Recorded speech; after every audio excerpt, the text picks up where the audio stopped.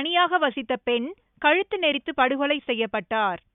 சென்னை தீநகர் அபிபுல்லா சாலை வித்யோதயா பிரதான சாலையில் உள்ள ஒரு பழமையான வீட்டில் வசித்து வந்தவர் சாந்தி. அவரது தந்தை பிரான்நாத், தாயார் லட்சுமி ஆகியோர் இறந்துவிட்டனர். சாந்தி திருமணமாகாதவர் என்பதால் அதே வீட்டில் தனியாக வசித்து வந்தார். சாந்திக்கு சோமசுந்தரம், வேணுகோபால் என 2 தாய்மாமன்கள் உள்ளனர். சோமசுந்தரத்தின் மகன் ரமேஷ் அடிக்கடி சாந்தியின் வீட்டிற்கு சென்று அவருக்கு வேண்டிய உதவிகளை செய்து வந்தார். ரமேஷ் திங்களன்று இரவு சாந்திக்கு போன் செய்தபோது போன் எடுக்கவில்லை.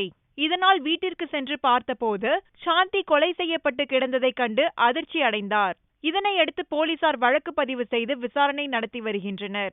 நகை பணத்திற்காக சாந்தி கொலை செய்யப்பட்டு இருக்கலாம் என்று போலீசார் நடத்திய விசாரணையில் தெரிய வந்தது.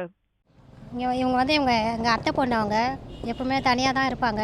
சமீபத்தில் நேற்று தீபாவளி டைமில் ஃபோன் பண்ணலாம் பேசுவாங்க. நேற்றுக்கு வந்து தம்பி 3 மணிக்குள்ளே பேசியிருக்கா போல். அதுக்கப்புறம் விட்டுட்டு நைட் 8 மணிக்கு திரும்ப கால் பண்ணியிருக்காங்க. ஃபோனே எடுக்கவே இல்லை. சரி என்னாச்சு, உடம்பு சரியில்லையா அப்படின்னு சொல்லிட்டு காலைல பார்க்கலான்ட்டு காலையில் வந்திருக்கா போல். ஒரு 6 மணிக்கு வந்தப்போ இந்த மாதிரி இருக்குது.